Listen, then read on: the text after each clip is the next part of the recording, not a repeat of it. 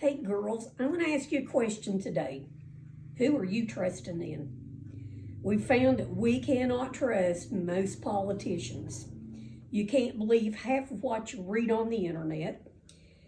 How many times have we heard in the last few years about fake news from our president? You don't know whether you can believe the news anymore or not. You can't trust your neighbors. When I was a kid, even unsaved neighbors, you could trust them to watch your stuff when you were on vacation.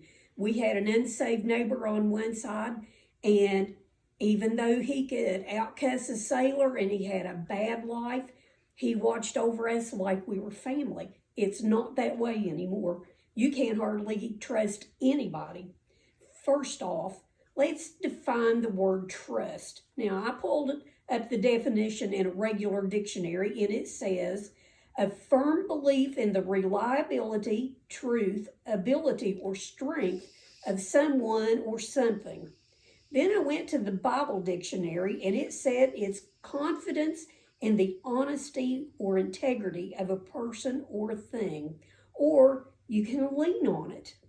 Now, I'll tell you one thing, I've learned sometimes you can't lean on just anything. One time when we went to Kazakhstan, one of the girls saw a door that looked like it was shut, and she went over and leaned on it, and it wasn't shut, and clicked, and that door went flying open, and she tumbled in right at the feet of two men in the apartment beside where we were going to visit. That was not a good thing to lean on. You can't trust a door even though it looks shut. Now, sometimes people will use the word interchangeably with faith, but it's not the same. Faith is an action word. It requires no evidence for belief or practice. The requirement of faith before we see certain acts of God is one way God forces us to believe Him.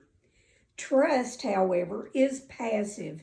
It's based on the evidence that is real according to our senses. We can see it, we can hear it, we can feel it, and to human reason. Trust is built because of past history. Now, I know I did accounts receivable for about 11 years, and I heard just about every lie coming and going about why they couldn't pay their bills. And so I quit trusting just about everybody. They'll lie to you as to look at you, and then when it was on the phone, as soon as they could talk to you. But you know what? In our church family, we trust people because of past experiences with them.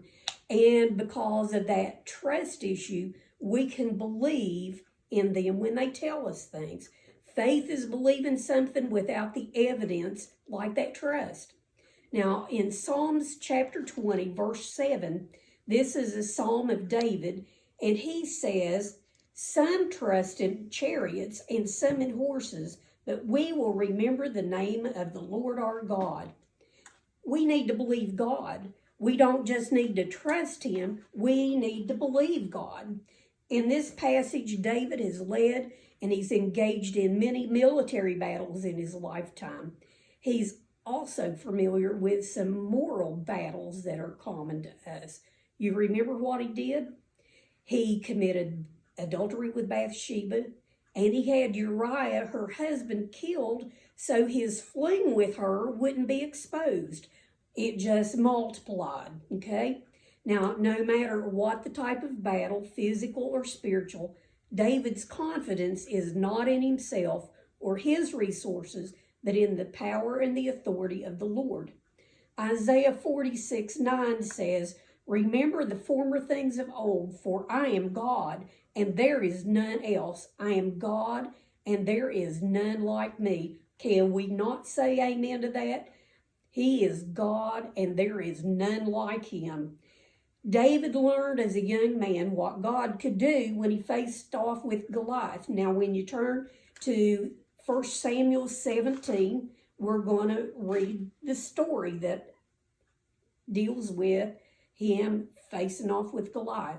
When you check 1 Samuel 17, when you go down to verse 45, it says, Then said David to the Philistine, Thou comest to me with a sword, and with a spear, and with a shield, but I come to thee in the name of the Lord of hosts, the God of the armies of Israel, whom thou hast defied.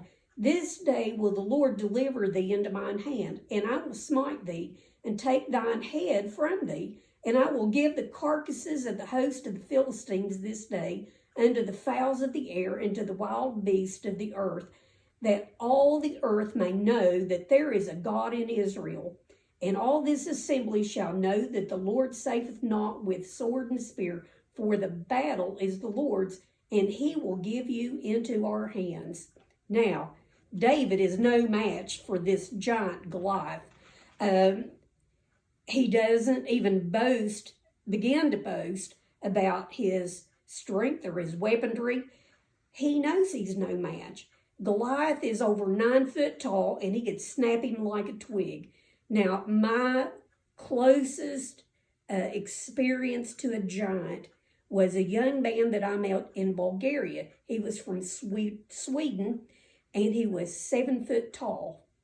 His name is Gunnar Hammer, and we went to lunch with him and another student that was from India. And so when we had our pictures made, it ended up this little guy from India, Linda Hutchison, who's a little bit taller, then me, I'm a little bit shorter, and then there's Gunnar way up here. I could not even see his belt buckle with my eyes. That's how tall he was. You know, even my son-in-law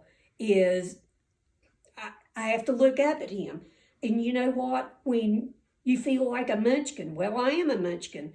But you know what?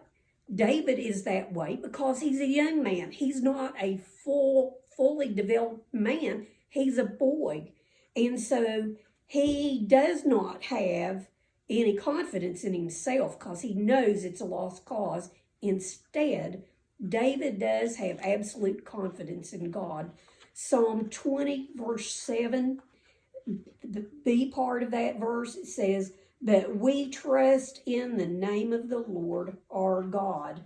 Now, okay, the trust comes from past experiences. Do you wonder, this is the first time David is mentioned. It's right after he is selected as king and installed by Samuel. And so you think, what has happened that makes him trust God? Past experience. Okay, I think it's explained in Psalms chapter 22, verses 3 through 5. It says that thou art holy, O thou that inhabitest the praise of Israel. Our fathers trusted in thee, they trusted, and thou didst deliver them. They cried unto thee and were delivered. They trusted in thee and were not confounded. You will not face the Goliath that David faced, but you will face giants. You will face spiritual battles in your lives, and you can define a giant as an insurmountable problem or issue. We try to deal with these giants, but often they just keep growing stronger with the passing of time. Did you notice I said we? There we go, trusting in ourselves. Now, here's some of the giants we may face. It could be the giant of fear. How many people right now are so afraid of COVID-19 that they're afraid to get out of the house? My younger daughter, I don't think she's left her property in 3 weeks. She is scared to death. She has her groceries delivered to the house, and she goes out and wipes everything down because she's afraid that somebody with the virus has touched those groceries. We might have a fear of inadequacy, a fear of not having a good enough house, a fear of not making enough money, of not being good enough. I don't think I need to go on. Now, it could be a giant of personal sin that you fall into again and again. It could be pride, envy, gluttony, lust, or something else. The gluttony gets me. We've been confined to our homes for 3 weeks now, and it's like you just keep thinking, well, I like watching those cooking shows, and it's like, oh, that looks good. I could go in there and fix that. Well, let's do that. And then you eat and eat and eat. You wake up in the middle of the night and you think, oh, I'm hungry. Let's go get something to eat. And so if you're not careful, You know what? If we were size 10 when this thing started, we're liable to end up at 16 by the time the thing's over.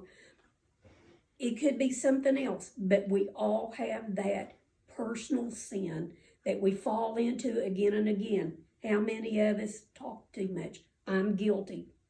It's easy to just talk and talk and talk and talk.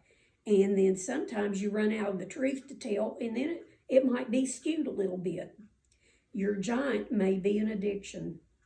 You or someone in your family might be dealing with an addiction of some sort, and you are trying to fix it, and you're failing. Women are fixers by nature. If there's a problem, we want to fix it, and you're trying to fix it, and you're failing.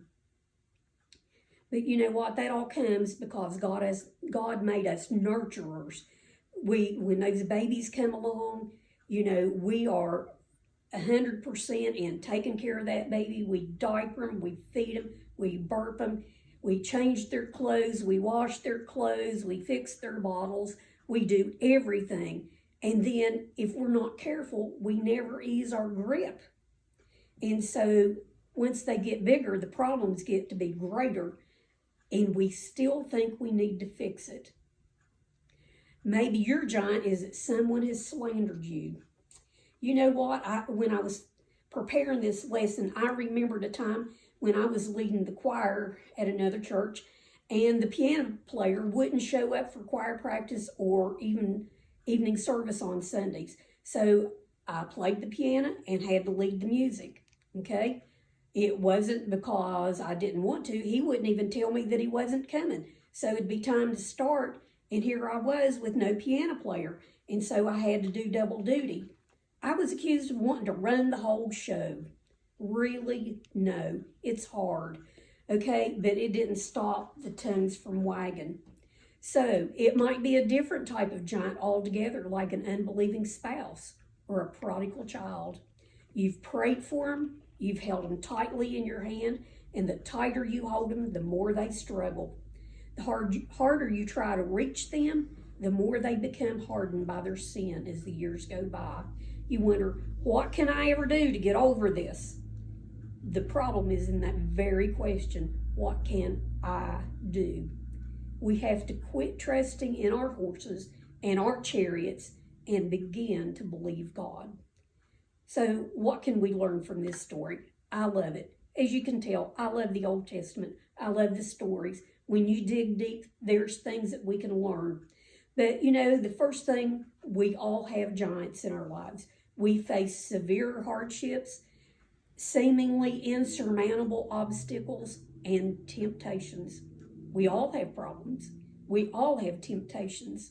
1 Corinthians 10:13 says, "There hath no temptation taken you, but such as is common to man. But God is faithful, who will not suffer you to be tempted above that you are able, but will with the temptation also make a way to escape, that you may be able to bear it."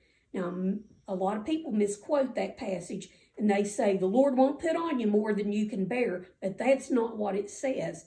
It said He will make a way for you to escape. And it's true, we all have giants, but it's also true that those giants can be defeated. Giants didn't start out as giants. Goliath wasn't always 9 foot 6 inches tall. He was once a baby, but with time and nurturing, he became a child who turned into a teenager, who turned into a man, who turned into a giant. Our giants start out small, but when they go unchecked and they're allowed to be nurtured and fed and sometimes even unknowingly or knowingly encouraged, it becomes a giant that taunts us, and sometimes it gets the best of us. In time, little things become big things. Doesn't it say the little foxes spoil the vines? Secondly, we need to realize the battle belongs to the Lord. That's why our giants defeat us again and again. We try to face them in our own strength, our horses, our chariots, and we lose. We need to realize that this is the Lord's battle. Next, we need to attack our giant. Oh my gosh, you're saying, attack your giant? Goliath came into the actual territory of the Israelites. He crossed the line. Now, we're not used to fighting that way, but it's kind of like Braveheart. You know, these big old warriors come out and they line up. One side lines up over here and one side lines up over here. And it's like somebody makes a call and they just go, ah, and take off running at each other to kill each other.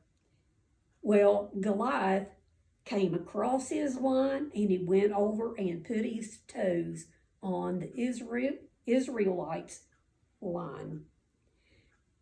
If you tolerate a Goliath, he'll take your territory. He'll come right up on your doorstep.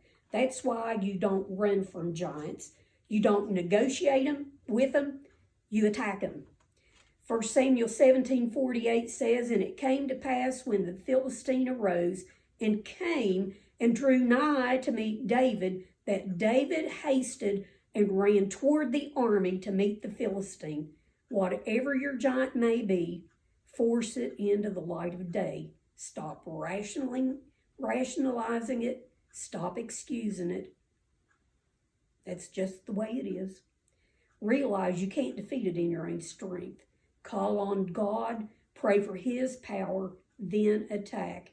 Draw the lines and be accountable to others. You know, I have a friend who lives outside of Philadelphia, and there are no fundamental churches in her area. And she said, I have friends back home in Oklahoma, and I call them every week, and I'm accountable to them for my behavior during that week. What a smart person. Shelley, I haven't talked to her in a long time, but she told me she did that for years. Okay, so then you need to stay away from the people or situations where you could be or are easily tempted. And don't let that giant back into your life once you get him out. The next thing you need to do is trust in the Lord. Of course, most of us, our favorite verse from Proverbs chapter 3 is verses 5 and 6. Trust in the Lord with all thine heart, and lean not unto thy own understanding. In all thy ways acknowledge him, and he shall direct thy paths. Don't look at God in the light of your giant. Instead, look at the giant in the light of God. There was a song not too long ago, well, maybe a couple of years back, and it says, don't tell God how big your mountain is. Tell the mountain how big your God is. So we need to remember, don't forget the statements of faith that we learned when we studied believing God. God is who he says he is, and God can do what he says he can do. Okay, go on. I am who God says I am. I am a victor over my giant. I can do all things through Christ, and God's word is alive and active in me. I can believe God and not just trust him. Now, girls, let's go slay those giants.